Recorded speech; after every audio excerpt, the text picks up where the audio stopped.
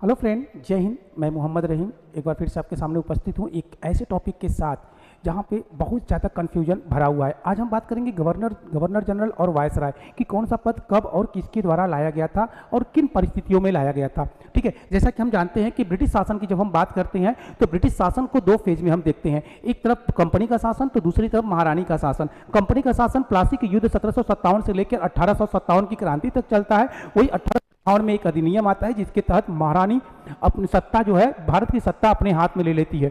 ठीक है, और वहां से हमको देखने को मिलता है वायसराय का। ध्यान रखिएगा कि बंगाल का गवर्नर, हाँ, बंगाल का गवर्नर जनरल और भारत का गवर्नर जनरल, ये तीनों किसके अधिकार क्षेत्र में काम करते हैं? कंपनी के। महारानी के अंडर में कौन करता है? वायसराय। वायसराय के साथ साथ गवर्नर जनरल भी महारानी के अंडर में काम करते हैं, बट आजाद भारत के बाद। ठीक है, तो ये चीजें आप जो है अच्छे तरीके से याद रखिएगा। अच्छा, बाकी चीजें हम स्टार्ट करने से पहले छोटा सा शेर जो है, जो तूफानों में चलते जा रहे हैं, जो तूफानों में चलते जा रहे हैं वही इतिहास को बदलते जा रहे हैं, वही दुनिया को बदलते जा रहे हैं। ठीक है, तो आप तूफानों में चलना सीखें, तूफानों से लड़ना सीखें, अपने हौसलों को देखें, अपने जोश को देखें, जोश और जुनून को इतना बरकरार रखें कि आने वाले किसी भी तूफान से आप टकरा जाए। ठीक है, तो आइए कंपनी। अब देखिए, हम बंगाल में गवर्नर की बात करें तो बंगाल में जो गवर्नर का पद आता है वो कहां से आता है? वो आता है 1757 की प्लासी के युद्ध के बाद। 1757 की प्लासी के युद्ध के बाद जो है भारत में पहला जो गवर्नर बनाया जाता है वो रॉबर्ट क्लाइव को बनाया जाता है। रॉबर्ट क्लाइव भारत के अंदर यानी बंगाल के अंदर पहला जो है क्या बनता है? गवर्नर। ठीक है, उस समय हमारे भारत में 3 प्रेसिडेंसियां होती है, मुंबई, मद्रास और कलकत्ता।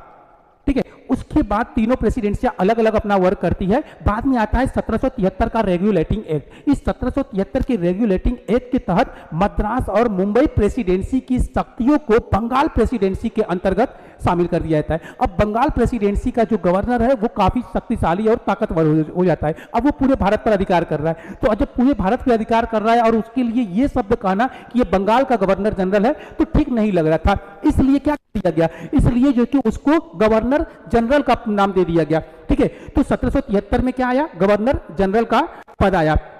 गवर्नर जनरल में जो है, हाँ, गवर्नर जनरल में तीनों प्रेसिडेंसियां एक साथ मतलब एक में ही मर्ज कर दी जाती है।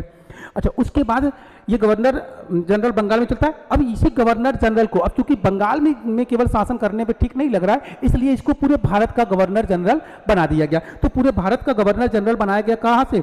1833 के एक्ट के तहत। 1833 का जो एक्ट आता है उसके तहत अब बंगाल का गवर्नर जनरल होता है वो भारत का गवर्नर जनरल नियुक्त हो जाता है। अब वो भारत का गवर्नर जनरल कहलाने लगता है। ठीक है, उसके बाद 1857 की क्रांति होती है। 1857 की क्रांति के बाद महारानी कंपनी को डांटती है और एक बहाने से कंपनी का सत्ता अपने हाथ में ले लेती है और कंपनी को केवल व्यापार मात्र के लिए छोड़ देती है।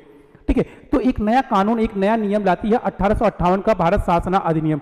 1858 के भारत शासना अधिनियम के अंतर्गत महारानी ने ब्रिटिश सत्ता यानी भारत के अंदर जो सत्ता थी, जो है ब्रिटिश सत्ता, उसे अपने हाथ में ले ली और वहां पे अपने हाथ में लेते ही गवर्नर जनरल के पद को बदल के वायसराय में कन्वर्ट कर दिया। यानी कि वायसराय किसके अंडर में काम करते थे?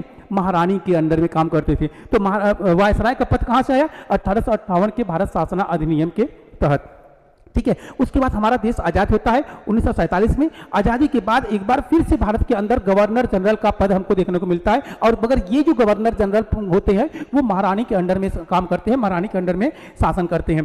ठीक है, और ये चलते हैं 1950 तक, हमारे देश के संविधान बनने तक। जब देश का संविधान बन जाता है 1950 में तो गवर्नर जनरल और वायसराय के पद को पूरी तरीके से खत्म करके भारत में राष्ट्रपति शासन लागू हो जाता है। यानी कि भारत में राष्ट्रपति का पद आ जाता है। प्रधानमंत्री तो होते ही हैं, राष्ट्रपति आते हैं, यानी गवर्नर जनरल का पद ले लेता है कौन? राष्ट्रपति। तो ये लेक्चर आपको कैसा लगा जरूर बताएं। हाँ, अगर आप चैनल में नए हैं तो चैनल को लाइक करें, सब्सक्राइब करें और अपने दोस्तों के साथ शेयर करें।